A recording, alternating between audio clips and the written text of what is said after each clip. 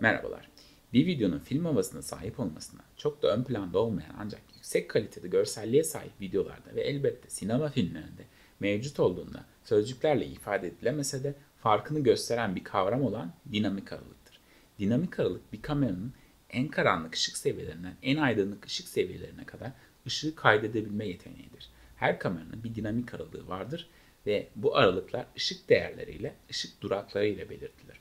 İnsan gözü 20-25 durak, stop ya da daha fazla ışık parlaklık seviyelerini aynı anda gösterebilirken çok iyi bir kamera genellikle 13-15 stop civarında ışık seviyelerini aynı anda gösterebilir. Fotoğrafçılıkta bir görüntünün arka arkaya 2 ya da 3 ya da daha fazla fotoğrafını çekerek parlak alanların ve karanlık alanların ışık bilgilerini tek bir fotoğrafta birleştirerek yüksek dinamik aralığa sahip fotoğraflar oluşturmak mümkün olsa da videoda bu teknik hareket eden görüntüden dolayı mümkün değildir. Fotoğrafçılıkta dahi bu teknikle yüksek hareket hızı olan görüntüleri istenen şekilde yakalayamayabilirsiniz. Dolayısıyla bir sahnede aydınlık ve karanlık kısımları aynı anda gösterebilmek için yüksek dinamik aralığa sahip bir kamera film havası elde etmede önemli etkenlerden biridir. Kameranız yüksek dinamik aralığa sahip olması dışında bir sahnede aydınlık ve karanlık kısımları az ya da fazla pozlamadan, görüntünün bir kısmında veri kaybı yaşamadan sonuç elde etmek için sahnenin dinamik aralığını düşürmek de bir çözümdür. Bu çözüme geçmeden önce pozlama ile ilgili şu detayı paylaşmak istiyorum. Bir fotoğraf ya da video fazla pozlanırsa, yani aydınlık noktalar kameranın sınırını aşarsa görüntüde parlak detaylar kaybolacaktır. Bu detaylar kaybedildiğinde, yani parlak alanlar patladığında siz post prodüksiyon sırasında görüntünün parlaklığını kıssanız dahi bu kısımlardaki detayları geri getiremezsiniz. Yetersiz pozlanan bir görüntüde ise yine veri kaybı olacaktır. Ancak post prodüksiyon sırasında görüntünün parlaklığını açarak biraz daha fazla veriyi kurtarmak mümkün olacaktır. Fakat pozlamaya post prodüksiyonda müdahalenin aydınlık ve karanlık kısımlar olarak farklı şudur. Kısılan bir parlaklık seviyesi parlak alanlar patlamadığı sürece görüntü kalitesinde kayıp yaşatmaz. Ancak açılan bir parlaklık seviyesinde kumlanma, noise yaşanır. Yani görüntü kalitesi etkilenir. Kumlanma temizlense dahi görüntü kalitesi daha düşük olacaktır. Bu nedenle dinamik aralık tarafında sorun yaşanmadıkça bir görüntü patlama noktasına ulaşmadan fazla pozlanarak görüntü kalitesinden avantaj sağlanabilir.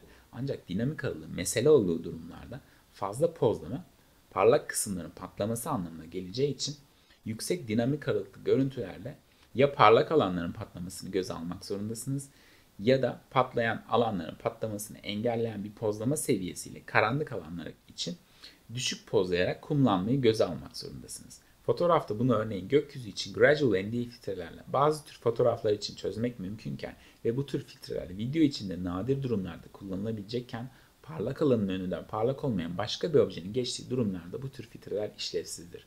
Daha yüksek bir dinamik aralığa sahip bir kamera haricinde bu sorunun çözümü, ki öyle sahneler vardır ki hiçbir kamera öyle bir dinamik aralık sunmaz, sahnenin dinamik aralığını düşürmektir. Bunu da iki yolla yapabilirsiniz. Ya parlak alanların ışığını düşürmelisiniz ya da karanlık alanların ışığını arttırmalısınız. Bir iç mekanda çekim yapıyorsanız ve pencerelerden dışarısının görünmesini istiyorsanız normalde yeterli olacak ışık seviyelerinde olsanız dahi mekanın ışık seviyesini dış mekana yakınlaştırmak için iç mekanı aydınlatabilirsiniz. Ya da pencerelere ND filtreler uygulayabilirsiniz. Dış mekan gibi sahnelerde ND filtre kullanılamayacak ortamda ise tek çözüm ışıklandırmadır. Pencerelerin çok parlak olduğu bir görüntü bir rüya ya da bir hayal sahnesi için uygun olabilir ve sanatsal amaçlarla kullanılabilir. Ancak bunun istenmediği durumlarda çözüm ışıklandırma ya da ND filtrelerdir. ND filtreler ince plastik film de olabilir, pencerelerin camlarıyla değiştirilen camlar da olabilir.